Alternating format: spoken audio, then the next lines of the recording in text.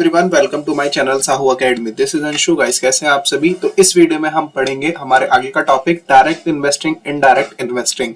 अगर आपने previous videos अभी तक नहीं देखी तो आप उनको देखिए, आपको लिंक उसका डिस्क्रिप्शन बॉक्स में मिल जाएगा। अगर आप चैनल पर भी नए हैं तो चैनल को भी सब्सक्राइब करके बेल आइकन प्रेस कर लीजिए ताकि आपको सभी वीडियोस का नोटिफिकेशन सबसे पहले मिल जाए।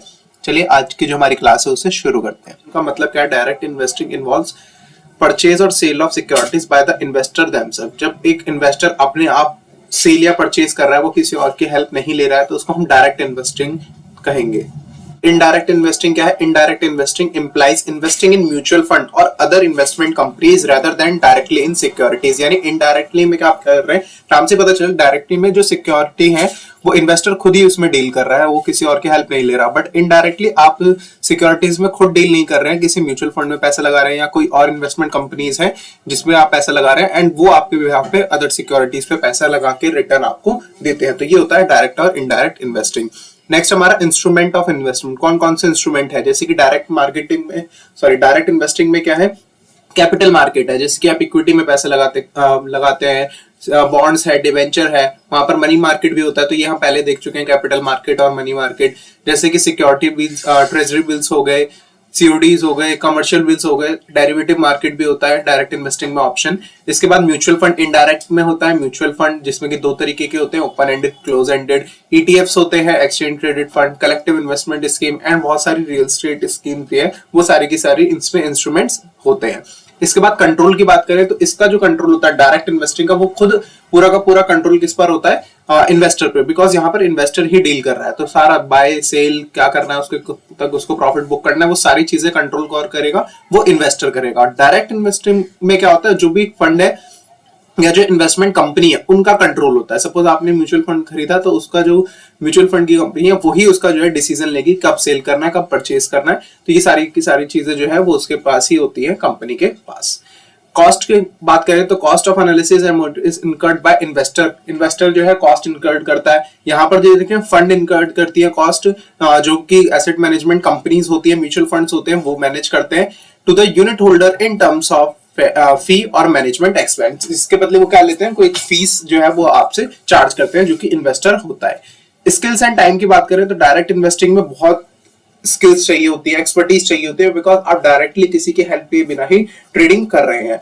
वहीं अगर आप इनडायरेक्ट करते हैं तो आपको हो सकता है उसकी नॉलेज नहीं भी है, बट आपने वो म्यूचुअल फंड में पैसा लगाया तो वहां के जो पोर्टफोलियो मैनेजर है, फंड मैनेजर है, उनके पास जो है एक्सपर्टीज है, नॉलेज है, स्पेशलाइज्ड नॉलेज उनके पास है। तो उनका जो है यहाँ पर इन्वेस्टिंग में इतनी बात करें हम नॉलेज की तो वो रिक्वायर्ड नहीं होती है। सिंपल सा इसका डिफरेंस है। इन्वेस्टिंग में not be convenient to small investors who do not possesses requisites investing skills and who do not have much time to perform security analysis. यानी जो डायरेक्ट इन्वेस्टिंग है इनके में ज्यादा कन्वीनियंट नहीं होता स्मॉल इन्वेस्टर के लिए, जिनके पास ज्यादा स्किल्स नहीं है या उनके पास ज्यादा टाइम नहीं है सिक्योरिटी एनालिसिस करने के लिए, बिकॉज इन्वेस्टर को खुद ही सिक्योरिटी एनालिसिस करनी होगी, टेक्निकल हो चाहे फंडामेंटल हो, तो उनके लिए ये कन्वीनियंट नहीं होता है।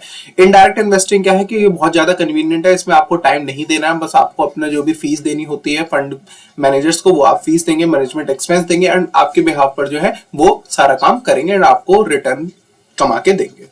ठीक है, तो ये डिफरेंस था डायरेक्ट इन्वेस्टिंग और इनडायरेक्ट इन्वेस्टिंग का। इसी तरीके से हम बात करें तो दोबारा से हम इसको डिवाइड कर सकते हैं इन्वेस्टिंग को। एक होती है एक्टिव इन्वेस्टिंग और दूसरी होती है पैसिव इन्वेस्टिंग। एक्टिव इन्वेस्टिंग, तो एक्टिव इन्वेस्टिंग ऐसी इन्वेस्टिंग को बोला जाता है जहां पर जो इन्वेस्टर है वो सिक्योरिटीज का पूरा एक्टिवली क्या करता है? सिक्योरिटीज को एनालाइज करता है, पोर्टफोलियो बनाता है। उस तरीके की इन्वेस्टिंग को हम एक्टिव इन्वेस्टिंग कहते हैं। यहाँ पर जो इन्वेस्टर है उसके पास क्या होती है? स्पेशलाइज्ड नॉलेज होती है, वो सारी सिक्योरिटी एनालिसिस करेगा, उसका सिलेक्शन करेगा, फिर एक अपना सुटेबल पोर्टफोलियो जो है वो डिजाइन करता है। तो ये सारी की सारी चीजें जो एक्टिव इन्वेस्टिंग में आएंगी। नाम से पता चल रहा है एक्टिव, यानी यहाँ पर जो इन्वेस्टर है वो काफी ज्यादा एक्टिव है सिलेक्शन को लेके, एनालिसिस को लेके, या फिर अगर हम बात करें पोर्टफोलियो को बनाने को लेके, तो ये सारी चीजें यहाँ पर आती है। The choice of securities is made in such a manner the investor gets maximum return for a given level of risk. तो यहाँ पर इन्वेस्टर क्या करता है? ऐसी सिक्योरिटीज में इन्वेस्ट करता है या ऐसा पोर्टफोलियो क्रिएट करता है जहां पर जो सिक्योरिटीज है वो आपको मैक्सिमम रिटर्न दे रही है with a given level of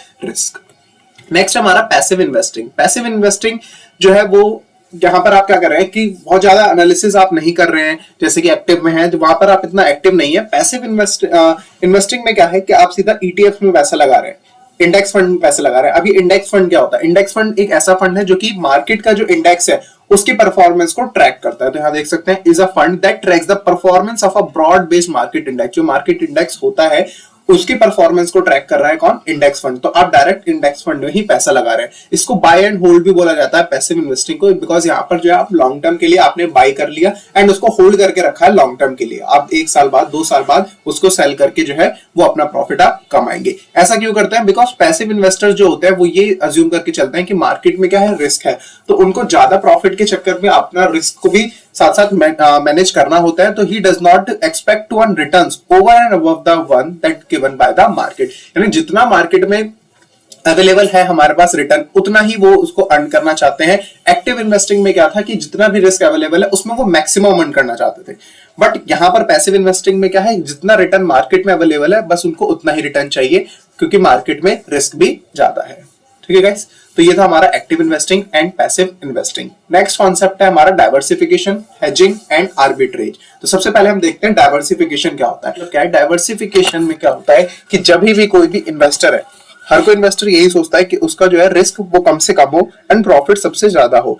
but जो रिस्क है उसको अवॉइड नहीं कर सकते हैं, उसको मिनिमाइज कर सकते हैं बस हम, बट उसको हम अवॉइड नहीं कर सकते। तो इसीलिए कंसेप्ट आया डाइवर्सिफिकेशन का। डाइवर्सिफिकेशन का मतलब सिर्फ इतना सा ही है कि हम जो भी पोर्टफोलियो, हम यानी इन्वेस्टर जो है वो ऐसी पोर्टफोलियो क्रिएट करे जो उसका वेल डाइवर्सिफाइड पोर्टफोलियो कहलाए।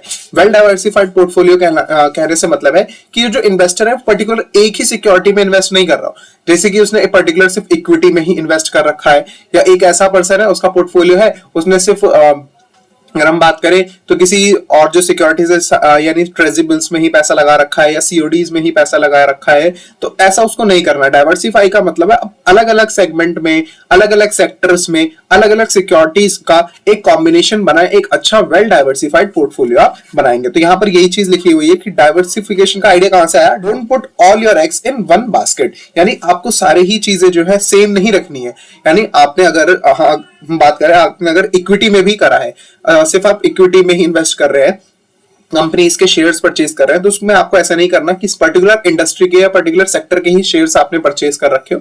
आपको क्या करना है? उसको डाइवर्सिफाई करना है। अगर आपने ऑटोमोबाइल सेक्टर का किया हुआ है तो आपके साथ हो सकता है आपने कोई दूसरी इंडस्ट्री, स्टील इंडस्ट्री करा हो या आपने कॉटन टेक्सटाइल इंडस्ट्री करा हो, तो इस तरीके से अपने पोर्टफोलियो को आपको डाइवर्सिफाई करना है, एक पर्टिकुलर सेगमेंट में आपको नहीं रहना है। Hence investor choose a variety of securities and build up diversified portfolio so as to reduce risk. Because ये डाइवर्सिफिकेशन क्यों जरूरी है? क्योंकि डाइवर्सिफिकेशन जो है वो रिस्क को कम करता है। एक पर्टिकुलर सिक्योरिटी में सपोज आपको लॉस हो रहा है, बट उसी तरह अगर आपने दूसरा सेक्टर की सिक्योरिटी भी परचेज, दूसरे सेक्टर का स्टॉक भी परचेज किया हुआ है, तो वो हो सकता है अब जा रहा होगा, तो वहां पर जो रिस्क है वो मिनिमाइज हो जाता है।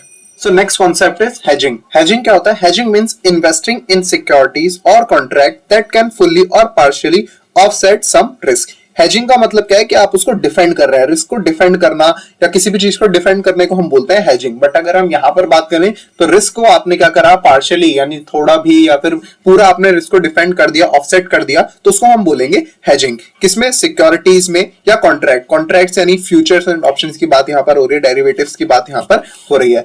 When an investor already has an existing security he is exposed to price risk. जब कोई इन्वेस्टर जिसके पास एक सिक्योरिटी उसके पोर्टफोलियो में है, उसने होल्ड कर रखा है, तो उसके पास जो है क्या, कौन सा रिस्क होगा? प्राइस रिस्क होगा। प्राइस रिस्क का मतलब कि प्राइस चेंज होगा, या तो बढ़ेगा या फिर कम होगा। The risk that the price of security that may decline in future, यानी उसके पास रिस्क क्या है कि अगर उसने 100 रुपए का शेयर खरीदा था तो उसका रिस्क ये है कि वो और कम ना हो जाए फ्यूचर में जाकर। तो इसी रिस्क को एलिमिनेट करने के लिए क्या करते हैं? हेजिंग करते हैं, counter position in derivative market. तो उसी रिस्क को काउंटर ऑफ करने के लिए डेरिवेटिव मार्केट में इन्वेस्ट करते हैं, जैसे कि फ्यूचर्स हो गए या ऑप्शंस हो गए। तो वहां पर जो जिसके पास ऑलरेडी इन्वेस्टर जो जिसके पास शेयर था वो क्या कर सकता है? वो अपना फ्यूचर जो है वो सेल कर सकता है या फिर वो अपना बाय कर सकता है पुट ऑप्शन।